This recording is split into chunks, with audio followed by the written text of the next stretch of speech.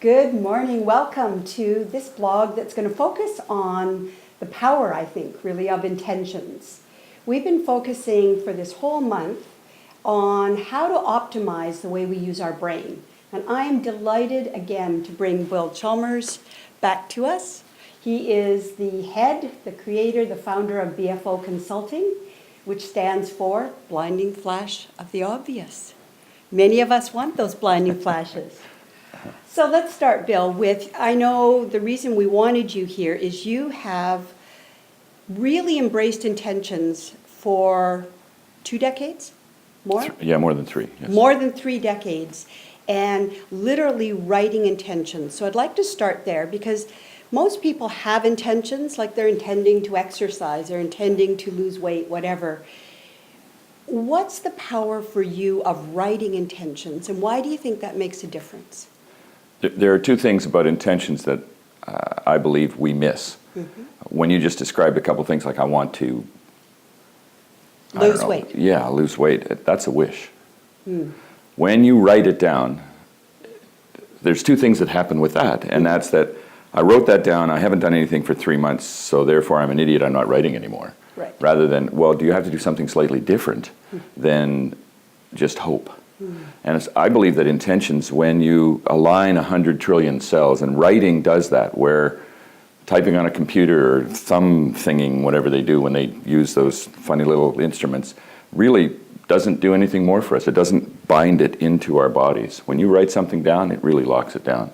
And then when you use the visual auditory kinesthetic, or the NLP side, where you look and you see it and you feel it and you hear it, right. And you actually put yourself back into it, you close your eyes and you actually see yourself in that intention, it locks it in. Yeah. And the mind, we already know this through Deutsch's work and a few others. Mm-hmm. What's the guy that you just gave me that other book?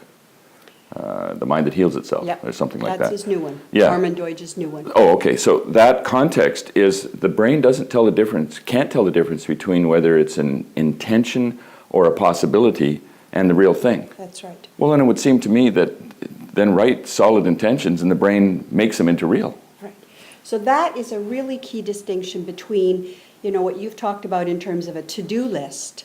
This is what I intend to do. Yes. And the stepping into this is how I intend to be. Yes, yeah. Right on. Yeah. So when you coach people along that line, can you just give people a little more detail? Like you're talking about visually seeing it, hearing it. What would an intention, give us an example. So the context of how I will be is not, and they all show up and they're happy, or my kids are delighted that I took them from not going to that concert because I thought it would be too dangerous and they're now happy about that. That's a doing. Right. The being is, how will I be in telling them that they can't go to that concert? Because that has a being state. And if the being state is I'm going to use my trump card as a parent, right. We're in trouble. Right. But if my being state is that I actually do want to keep them safe and I need to enroll them in some way in that state of safety, which is a very different conversation. And my experience with the teens that I had was every once in a while when I did rein them back, they were grateful because they too had that, I wonder if this is going to be safe. I'm a little concerned about this.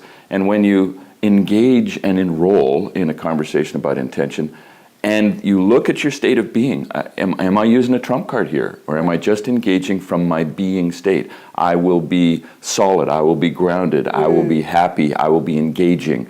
Those are being states. Right. And they don't have there's no factor in that as to whether or not that lands on somebody well or not. So now that's a beautiful articulation of external. If I'm focused on the externals, the results, yes. I'm going to lose touch with me. Yep. As opposed to, I want to be that loving parent that wants my kids safe. And I want them to feel that and know that that's the place I'm coming from. Yep, absolutely. Wayne Dyer talks about not being attached to the outcome.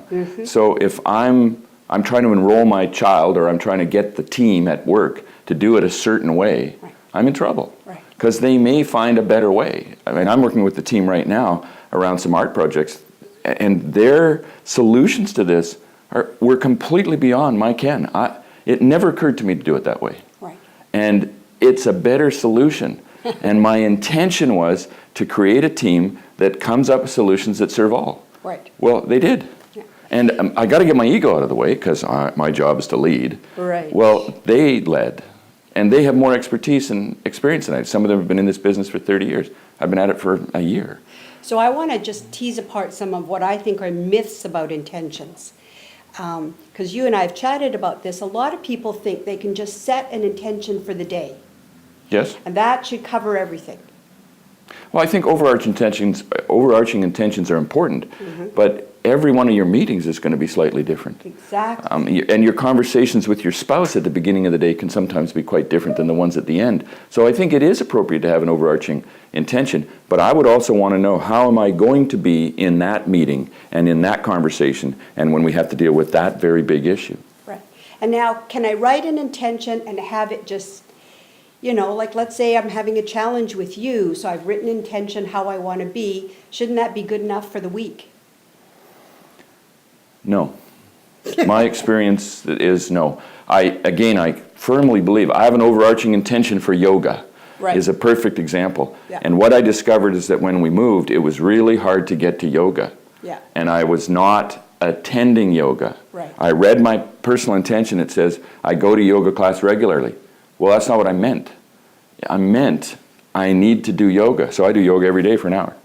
I don't always have to be in a class to do it. When I'm doing yoga every morning, my body appreciates it. Right. That intention ties very strongly to the doing, and I couldn't figure out what's with the not being able to find a class and do all that kind of stuff. Well, life had changed. Right. What was my intention? It's to stretch and to be in a mindful state and to be in a meditative state. Oh, that's what I wanted out of yoga.